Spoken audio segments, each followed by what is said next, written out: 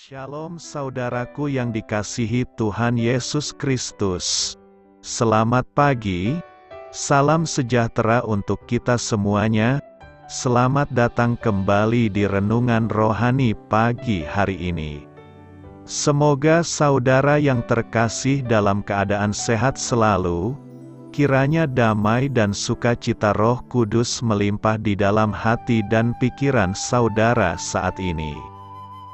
Sebelum kita mulai renungan pagi ini, marilah kita bersama-sama berdoa. Tuhan Yesus, terima kasih sudah membangunkanku pagi hari ini. Terima kasih atas penyertaan dan perlindungan Tuhan.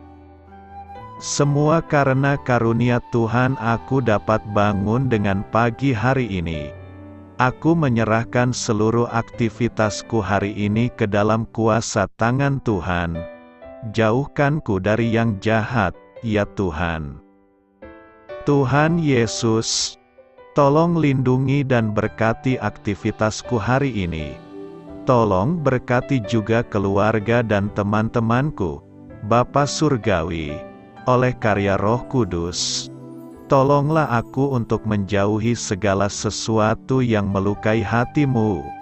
Ampunilah segala dosa kami, ya Tuhan. Dalam nama Tuhan Yesus, aku sudah berdoa. Amin. Sahabat saudara rohani, pembacaan ayat emas Alkitab renungan kita hari ini terambil dari Kejadian 3 ayat 1 sampai dengan ayat 10. Adapun ular ialah yang paling cerdik dari segala binatang di darat yang dijadikan oleh Tuhan Allah. Ular itu berkata kepada perempuan itu, "Tentulah Allah berfirman, semua pohon dalam taman ini jangan kamu makan buahnya." "Bukan," lalu sahut perempuan itu kepada ular itu, "buah pohon-pohonan dalam taman ini boleh kami makan, tetapi tentang buah pohon yang ada di tengah-tengah taman, Allah berfirman, jangan kamu makan ataupun raba buah itu, nanti kamu mati." Tetapi ular itu berkata kepada perempuan itu, "Sekali-kali kamu tidak akan mati, tetapi Allah mengetahui bahwa pada waktu kamu memakannya matamu akan terbuka, dan kamu akan menjadi seperti Allah, tahu tentang yang baik dan yang jahat." Perempuan itu melihat bahwa buah pohon itu baik untuk dimakan dan sedap kelihatannya. Lagi pula pohon itu menarik hati karena memberi pengertian. Lalu ia mengambil dari buahnya dan dimakannya dan diberikannya juga kepada suaminya yang bersama-sama dengan dia, dan suaminya pun memakannya. Maka terbukalah mata mereka berdua dan mereka tahu bahwa mereka telanjang. Lalu mereka menyemat daun pohon ara dan membuat cawat.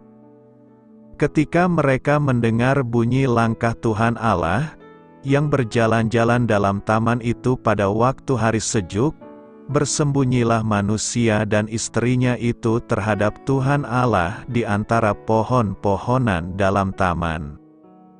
Tetapi Tuhan Allah memanggil manusia itu dan berfirman kepadanya, "Di manakah engkau?" Ia menjawab, "Ketika aku mendengar bahwa engkau ada dalam taman ini, aku menjadi takut, karena aku telanjang, sebab itu aku bersembunyi." Ayat di atas terambil dari kitab Kejadian 3 ayat 1 sampai dengan ayat 10. Inti dari ayat emas renungan kita adalah, Tuhan Allah memanggil manusia itu dan berfirman kepadanya, "Di manakah engkau?" Mari kita mulai renungan pagi kita. Judul renungan kita hari ini adalah Kerusakan Dihancurkan, ditulis oleh James Banks. Mari kita mulai kisah inspiratif. Bayi-bayi burungnya akan terbang besok, istri saya, cari, sangat senang dengan kemajuan sebuah keluarga burung gelatik yang bersarang di keranjang gantung di teras rumah kami. Ia mengawasi mereka setiap hari, sambil sesekali memotret saat sang induk membawa makanan ke sarang. Keesokan harinya, Cari bangun pagi-pagi untuk memeriksa keadaan mereka. Ia menggeser beberapa daun yang menutupi sarang. Tetapi alih-alih menemukan bayi-bayi burung, ia melihat mata sipit seekor ular yang balas menatapnya. Rupanya ular itu telah memanjat dinding, merayap ke dalam sarang, dan melahap semua burung itu. Cari merasa sedih dan marah. Saya sedang di luar kota. Jadi ia menghubungi seorang teman untuk membuang ular itu. Namun, kehancuran sudah terjadi. Kitab suci menceritakan kisah ular lain yang telah menimbulkan kehancuran karena tindakannya. Si ular di Taman Eden menipu Hawa tentang pohon yang telah diperingatkan Allah untuk tidak dimakannya. Sekali-kali kamu tidak akan mati. Ular itu berbohong. Tetapi Allah mengetahui bahwa pada waktu kamu memakannya matamu akan terbuka, dan kamu akan menjadi seperti Allah, tahu tentang yang baik dan yang jahat. Akibat ketidaktaatan Hawa dan Adam kepada Allah, dosa dan kematian pun memasuki dunia, dan tipu daya yang dilakukan ular tua itu, yaitu iblis, terus berlanjut. Namun, Yesus datang untuk membinasakan perbuatan-perbuatan iblis itu, dan melalui Dia, hubungan kita dengan Allah dipulihkan. Suatu hari kelak, Dia akan menjadikan segala sesuatu baru. Marilah kita renungkan di dalam hati kita, bagaimana Yesus telah menghancurkan pekerjaan iblis dalam hati dan hidup Anda. Apa yang kini Anda nantikan di dalam Dia? Hal ini patut kamu ketahui.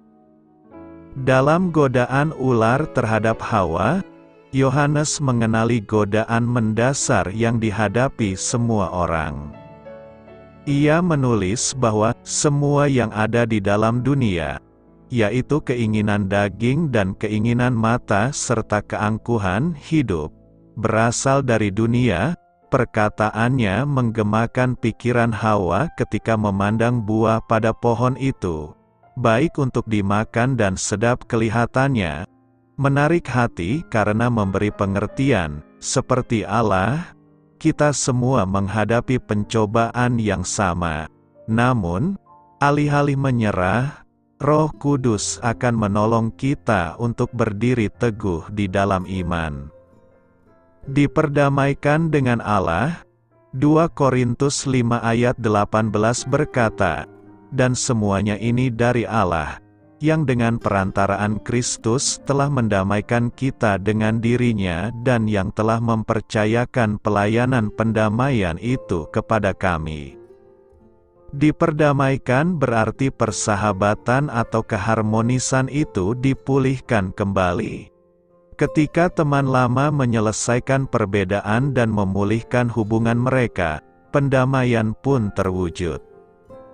Demikian halnya dengan manusia, dosa telah merusak hubungan manusia dengan Tuhan Allah. Allah menjadi tak terhampiri dan tak berkenan kepada manusia. Parahnya lagi, manusia tidak akan pernah mampu menyelesaikan dosanya, menyembunyikan perbuatan dosanya, dan membersihkan diri dari dosa. Perbuatan baik tidak akan pernah dapat membenarkan manusia di hadapan Allah. Manusia kehilangan jalannya untuk kembali kepada Allah. Seandainya manusia harus bergantung kepada dirinya sendiri, maka manusia tak akan pernah selamat, manusia pasti binasa.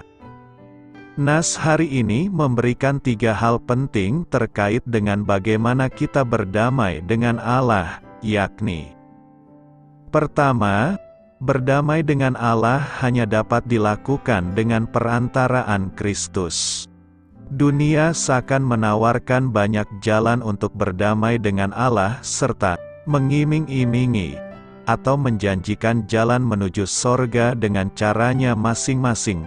Namun demikian tidak ada satupun yang dunia tawarkan yang sungguh-sungguh dapat menghantarkan kita ke sorga dan kembali dalam hubungan yang erat dengan Allah kecuali melalui Kristus.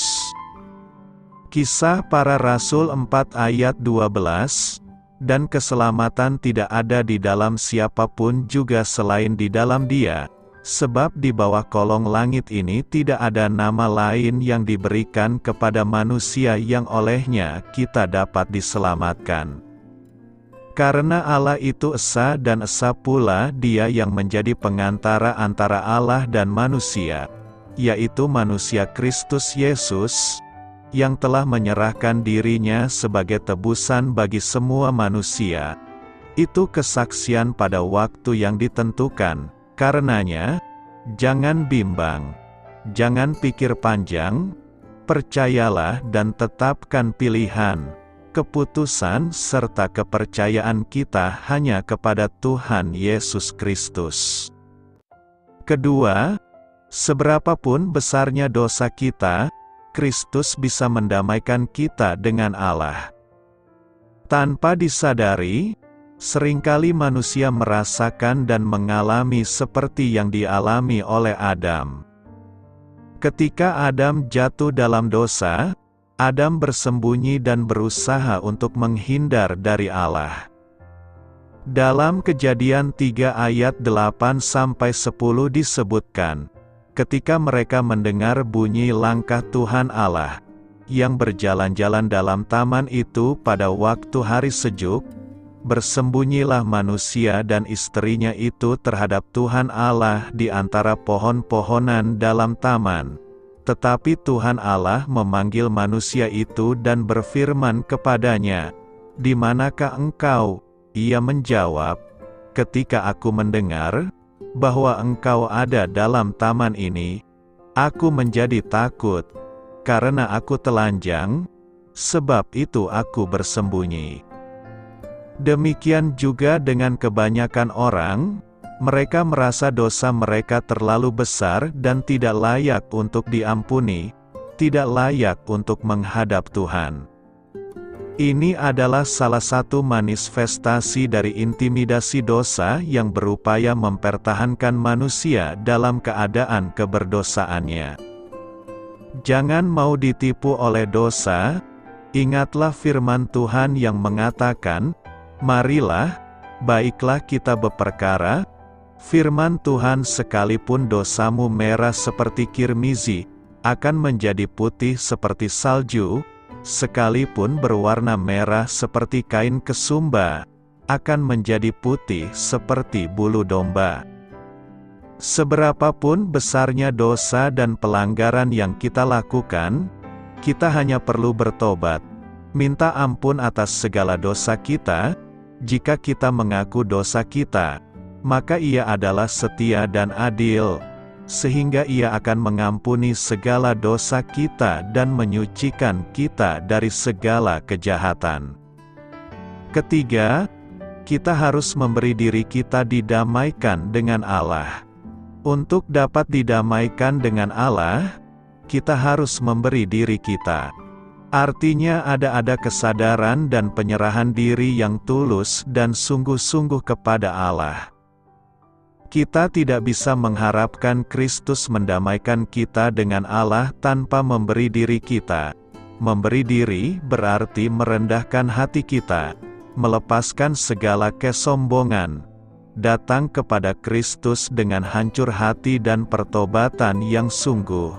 Karena itu, mari kita berdamai dengan Allah, karena hanya mereka yang sudah berdamai dengan Allah yang dapat berdamai dengan dirinya sendiri, berdamai dengan musuhnya dan berdamai dengan lingkungan. Carilah perkara yang di atas. Kolose 3 ayat 1 berkata, "Karena itu, kalau kamu dibangkitkan bersama dengan Kristus, carilah perkara yang di atas, di mana Kristus ada, duduk di sebelah kanan Allah. Apa yang sering kita cari dalam hidup ini? Tentu banyak orang menjawab pasti uang, kuasa, dan jabatan. Mereka pikir dengan memiliki ketiga hal itu, mereka akan mencapai suatu kepuasan dan semua masalah mereka akan terselesaikan. Karena salah pengertian inilah, maka banyak orang telah membuat uang, kuasa dan jabatan ini menjadi fokus utama dalam hidup. Mereka akan mencoba segala cara dalam kapasitas mereka, benar ataupun salah, untuk mencapainya. Pada akhirnya, barulah mereka sadar bahwa hal itu seperti mengejar angin. Kepuasaan tidak didapat, malah mereka hidup dalam kekelaman. Nas hari ini mengajarkan pada kita untuk mencari perkara yang di atas. Pada waktu kita mencari perkara-perkara yang di atas, kita akan mengerti bahwa segala kuasa, otoritas dan kekuatan sudah diberikan kepada Yesus. Dia hendak membagikan kebesaran ini kepada kita, tubuhnya, supaya kita dapat memuridkan dan memengaruhi dunia sesuai dengan keinginannya. Apa yang dimaksud dengan mencari? Kata mencari juga bukan sekadar aktivitas mencari sesuatu yang hilang. Ini tentang apa yang terpenting dan terus dikejar. Lebih ke arah sikap hati daripada aktivitas mencari. Walaupun bukan terjemahan hurfiah, tetapi terjemahan lain dalam hal ini sangat tepat, meletakkan hati pada. Apa yang dimaksud dengan perkara-perkara di atas? Paulus memberikan keterangan untuk perkara-perkara yang di atas. Penjelasan ini diperlukan supaya jemaat tidak salah paham. Apa yang diupayakan oleh orang-orang sesat di 2 ayat 16-23 terkesan sangat spiritual. Beberapa mungkin menganggap itulah perkara-perkara yang di atas. Karena itu penjelasan sangat diperlukan. Keterangan di mana Kristus ada, duduk di sebelah kanan Allah, menunjukkan bahwa Paulus tidak hanya memikirkan surga. Dia memikirkan kekuasaan Kristus yang duduk di sebelah kanan Allah. Ini merujuk pada kemenangan Kristus atas segala kuasa dan kekuatan. Tidak ada yang bisa dan boleh memperbudak kita lagi, baik itu dosa, tradisi manusia, kebiasaan buruk atau ketakutan. Mengapa kita harus mencari perkara yang di atas? Apa yang kita lakukan ditentukan oleh siapa kita. Saintus menentukan perilaku. Kita meletakkan pikiran dan hati kita pada perkara-perkara yang di atas karena kita tahu siapa kita di dalam Kristus. Kita mati dan dibangkitkan bersama Kristus. Pada waktu kita dapat mengarahkan hati dan pikiran pada perkara yang di atas, maka kita akan dapat menata ulang semua aspek kehidupan kita untuk menjadi selaras dengan rencana dan keinginannya. Kita akan mengerti bahwa kita telah dibayar dengan harga yang sangat mahal, yaitu darah anak domba Allah. Dan hidup yang saat ini kita miliki bukanlah milik kita lagi. Bila ada pencobaan yang datang dan berusaha menghancurkan hidup kita, maka secara konstan kita akan selalu ingat untuk menyalibkan kedagingan kita. Pada dunia yang serba sibuk ini, kita secara konstan harus memiliki saat teduh di dalam Tuhan. Dengan minimal membaca 1 pasal setiap hari, maka hal itu akan membantu memelihara iman kita di dalam Dia. Bila kita memiliki kesukaran untuk mengerti apa yang Alkitab katakan, cobalah untuk mendengarkan audio Bible. Inilah waktunya kita meminta Tuhan untuk menyalakan kembali api kita. Bisa jadi kondisi kita semuanya baik, tetapi kita sudah kehilangan fokus dan kasih mula-mula bagi Dia. Karena itu, Minta Tuhan untuk menjamah kita, supaya dalam kondisi apapun, kita akan dapat memuliakan nama-Nya. Bagaimana saya dapat terhindar dari dosa dalam hidup kekristenan saya? Alkitab menyatakan bantuan-bantuan berikut ini bisa membantu kita untuk terhindar dari dosa. 1. Roh Kudus. Roh Kudus merupakan hadiah yang diberikan Allah kepada kita, gerejanya, supaya bisa hidup berkemenangan dalam hidup Kristiani. Melalui Galatia 5 ayat 16-25, Paulus menyatakan dengan jelas adanya pertentangan antara keinginan daging dan buah Roh Kudus. Dalam bagian ini, kita dinyatakan telah dipanggil untuk hidup dalam Roh. Setiap orang percaya sudah memiliki Roh Kudus. Namun ayat ini menekankan bahwa kita perlu hidup dalam Roh, tunduk kepada kuasa-Nya. Ini berarti secara aktif kita harus mengikuti gerakan Roh Kudus, dan tidak mengikuti kedagingan kita lagi. Besarnya peranan Roh Kudus dalam kehidupan orang percaya dapat dilihat dalam hidup Petrus. Sebelum dipenuhi Roh Kudus, ia menyangkal Yesus 3 kali, yang padahal sebelumnya sempat menyatakan dirinya akan mengikuti Kristus sampai mati. Setelah dipenuhi Roh Kudus, dia berbicara kepada orang-orang Yahudi pada hari Pentakosta, tanpa takut dan penuh keyakinan. Seseorang hidup dalam Roh Kudus saat dia tidak berusaha membatasi gerakan Roh Kudus, memadamkan roh, yang dibicarakan dalam 1 Tesalonika 5 ayat 19, dan berusaha untuk hidup dipenuhi dengan roh. Bagaimana seseorang dapat dipenuhi dengan Roh Kudus? Pertama-tama, sama seperti dalam Perjanjian Lama, Allah yang menentukan, Dia memilih orang-orang dan peristiwa-peristiwa tertentu dalam Perjanjian Lama untuk memenuhi orang-orang yang dipilihnya untuk menggenapi pekerjaan yang dikehendakinya. Saya percaya bahwa Efesus 5 ayat 18-21 dan Kolose 3 ayat 16 ditulis untuk membuktikan bahwa Allah sendiri yang memilih untuk memenuhi siapa-siapa yang mau memenuhi diri mereka dengan firman Tuhan.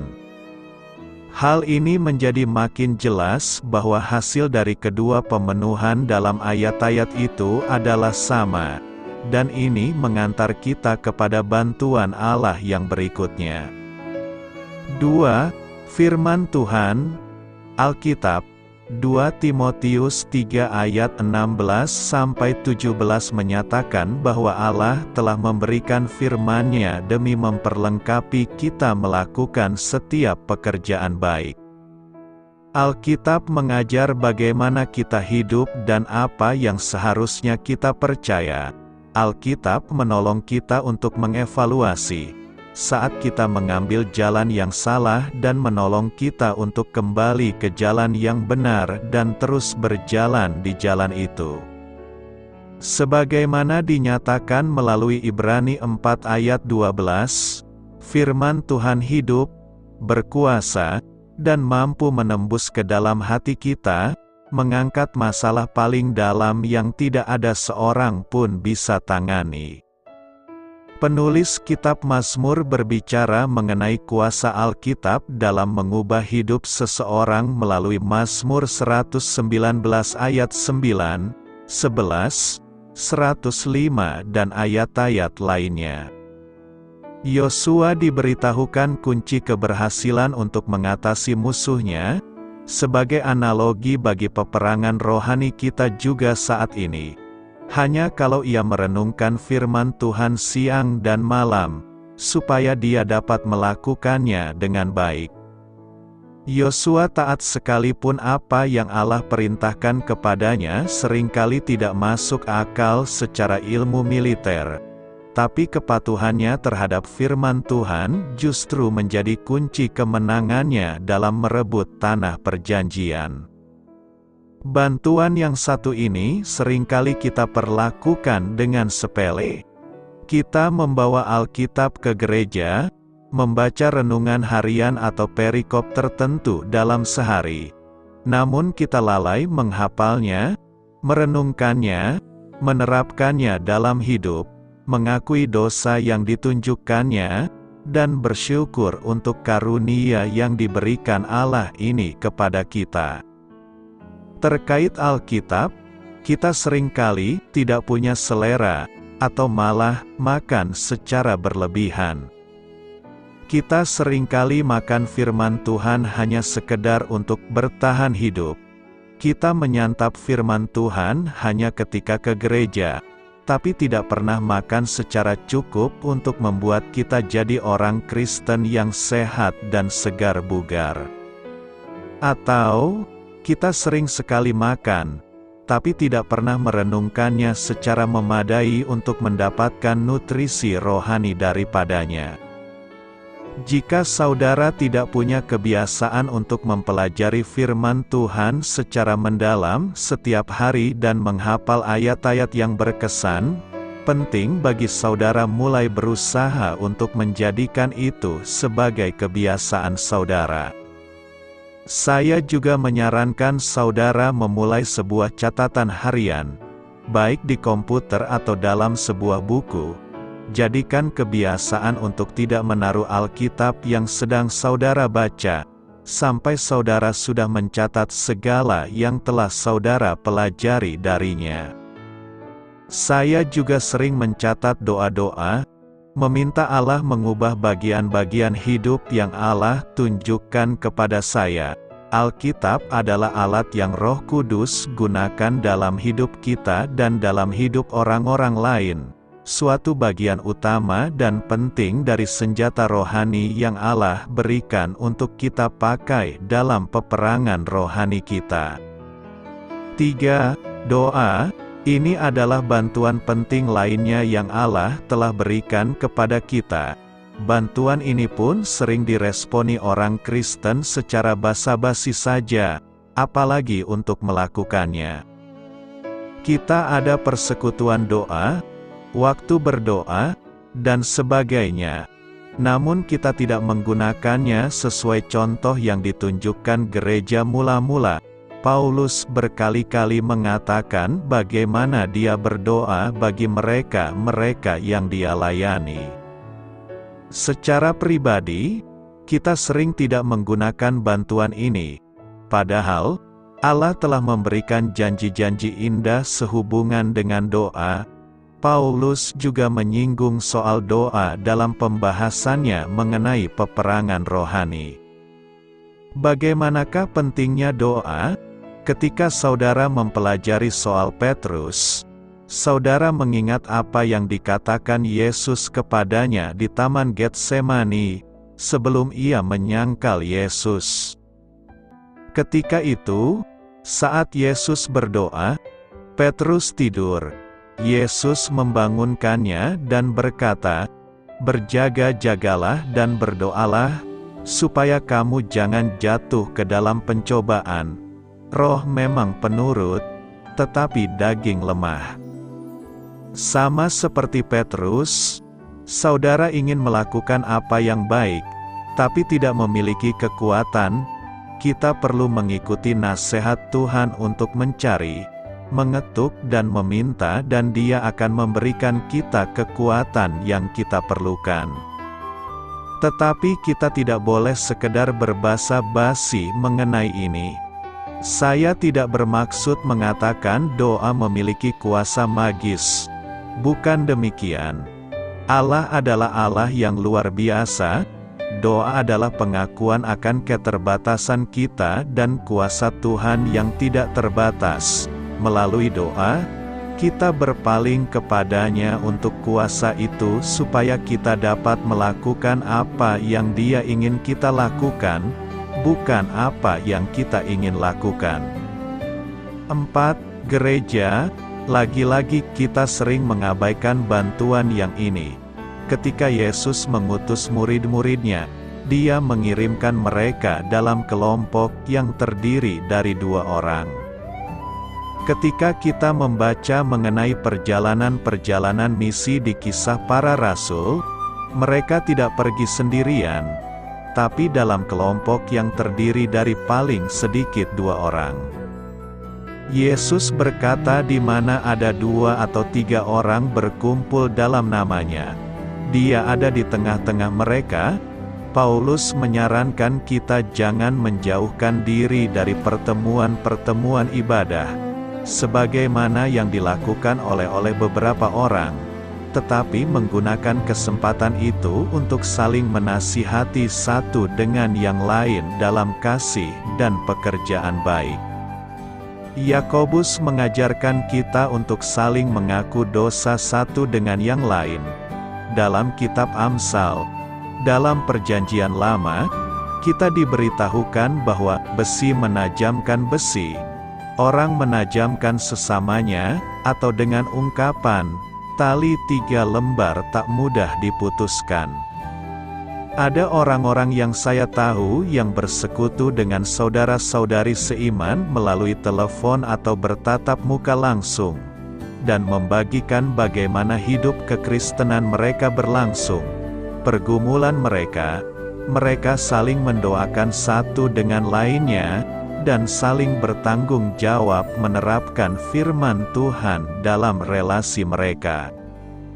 Kadang perubahan terjadi dengan cepat, namun, kadang-kadang dalam area tertentu, perubahan terasa begitu lambat. Namun, Allah telah berjanji bahwa selama kita menggunakan bantuan-bantuan yang diberikannya, Dia akan mengubah hidup kita. Mari kita bertekun, karena kita tahu bahwa Dia setia kepada janji-janjinya. Apa kata Alkitab mengenai cara mengatasi nafsu? Banyak istilah di dalam Alkitab yang diterjemahkan sebagai keinginan penuh gairah. Keinginan yang kuat mungkin baik ataupun jelek, tergantung pada objek dari keinginan tersebut dan motivasi yang terkandung.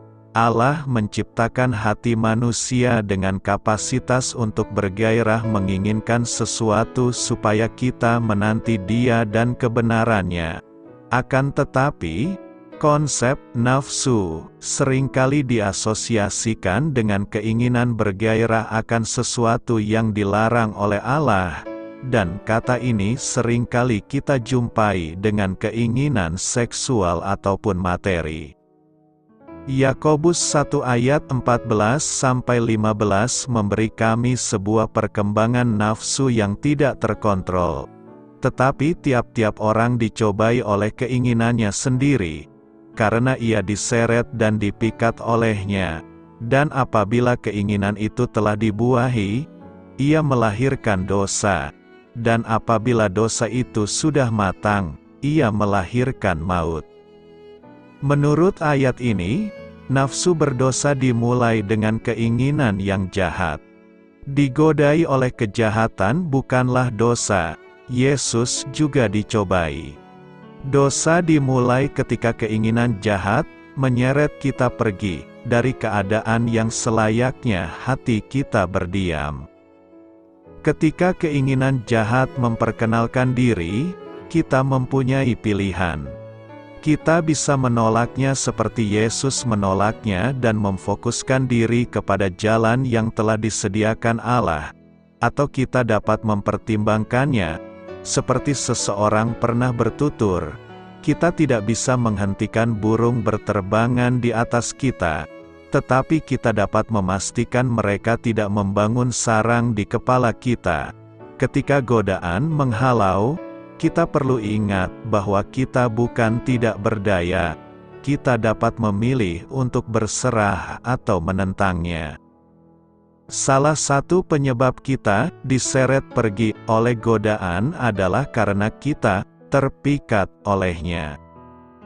Kata ini dalam bahasa Yunani merujuk kepada kait pada alat pancing. Ketika seekor ikat mengamati cacing yang menggeliat, ia tertarik dan menelannya. Ketika kait sudah tertancap, ia dapat diseret pergi. Ketika kita menghadapi godaan, kita layaknya langsung menolaknya sebagaimana dilakukan Yusuf ketika ia digoda istri Potifar. Kelengahan dan keraguan membuka pintu bagi keterpikatan. Roma 13 ayat 14 menjuluki keraguan itu, merawat tubuhmu untuk memuaskan keinginannya. Seperti ikan yang lengah, kita menelan pikiran yang menggoda itu, mempercayai bahwa hal itu akan menjanjikan kenikmatan. Kita menikmati fantasi, membayangkan skenario baru dan berdosa, dan mempertimbangkan ide bahwa Allah tidak menyediakan semua yang kita butuhkan untuk bersuka cita. Ini adalah hal yang bodoh. 2 Timotius 2 ayat 22 menyatakan, jauhilah nafsu orang muda. Menjauhi berarti melarikan diri saat itu juga. Yusuf tidak menunggu di sana dan mempertimbangkan pilihannya. Ia mengenali godaan seksual, dan ia lari. Ketika kita ragu, kita sedang mengadakan tempat luang bagi kedagingan kita dan memberinya kesempatan memilih yang jahat. Seringkali, kita diatasi oleh kuasanya. Samson adalah seorang yang kuat secara jasmani, tetapi ia tidak kuat menghadapi nafsu pribadinya. Langkah berikutnya dalam perkembangan godaan, menurut Yakobus 1, adalah keinginan beranak. Nafsu dimulai dari benih, sebuah pikiran yang penuh dengan keinginan yang salah. Jika kita memperbolehkan benih nafsu itu berakar, mereka akan bertumbuh menjadi sesuatu yang lebih besar, lebih kuat, dan lebih sulit dicabut. Godaan menjadi dosa apabila ia diperbolehkan bertunas. Keinginan bertumbuh dan menjadi nafsu. Yesus menjelaskan bahwa nafsu adalah dosa. Walaupun kita tidak bertindak atas keinginan itu, hati kita adalah tempat tinggal Allah. Dan ketika kita memperbolehkan kejahatan tumbuh di sana, kita sedang mengotori bait-Nya. Keinginan yang salah menjangkit setiap orang. Perintah ke-10 melarang iri hati, yang juga meliputi bernafsu atas sesuatu yang bukan milik kita. Hati manusia selalu ingin menyenangkan dirinya, dan ketika ia menemui sesuatu atau seseorang yang dipercayai dapat memuaskan, dimulailah nafsu. Hanya ketika hati kita berdedikasi kepada kemuliaan Allah baru dapatlah kita mengatasi keinginan dan nafsu. Kita berserah kepada Tuhan, kita menemui bahwa keinginan kita terpuaskan dalam berhubungan dengannya. Kami menawan segala pikiran dan menaklukkannya kepada Kristus. Kita harus memperbolehkan Roh Kudus menjaga pikiran kita dalam keadaan yang selayaknya. Adalah sangat membantu berdoa sesuai Mazmur 19 ayat 14 setiap hari. Mudah-mudahan engkau berkenan akan ucapan mulutku dan renungan hatiku. Ya Tuhan, gunung batuku dan penebusku. Ketika keinginan hati kita bertajuk kepada kesenangan Allah lebih dari pemuasan diri, kita dapat menjauhkan diri dari nafsu. Doa saya menyertai saudara sekalian. Marilah kita menyampaikan doa syafaat. Tuhan Yesus, bebaskanlah aku dari tipu daya iblis. Ya Allah Juru Selamat, berilah aku rahmat untuk hidup bagimu. Amin. Sampaikan harapan dan permintaan saudara kepada Tuhan.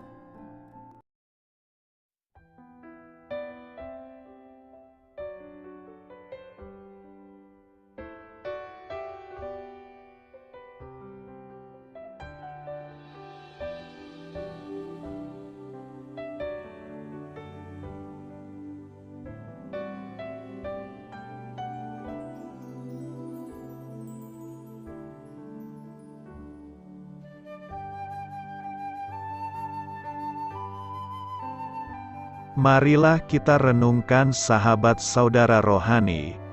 Demikianlah renungan firman Tuhan pagi hari ini. Semoga menjadi berkat dalam hidup kita. Dan sebelum kita memulai segala aktivitas kita pagi hari ini, marilah kita berdoa. Selamat pagi Bapa, malam hari telah berganti pagi. Kehidupan baru telah Engkau berikan kembali bagi kami. Bapa Surgawi, tolonglah aku menyadari kebutuhan orang lain, supaya aku dapat membagikan apa yang telah Engkau berikan kepadaku. Pada saat aku membutuhkan, berilah aku keyakinan bahwa Engkau akan mencukupkanku, melalui orang-orang yang mengasihi-Mu, bukan karena kami pantas atau layak, namun karena kasih karunia-Mu kami boleh ada, sebagaimana kami ada di pagi hari ini. Terima kasih Tuhan, atas kesempatan baru yang telah Tuhan berikan kepada kami, untuk bisa memperbaiki diri agar kami bisa lebih layak di hadapan-Mu. Hari ini kami serahkan semua perkara dan kesulitan yang akan kami lalui ke dalam tangan-Mu. Biarkanlah kami bisa memuliakan-Mu dalam segala aktivitas yang akan kami lakukan. Amin. Biarlah firman Tuhan menjadi pengingat untuk kita semua, bahwa tuntunan dari Roh Kudus akan selalu memberi jalan keluar bagi setiap permasalahan hidup kita, dan memberi kedamaian di hati kita. Sampai jumpa di renungan pagi saudara rohani berikutnya. Kiranya Tuhan selalu memberkati saudara semua hari ini. Amin. Shalom.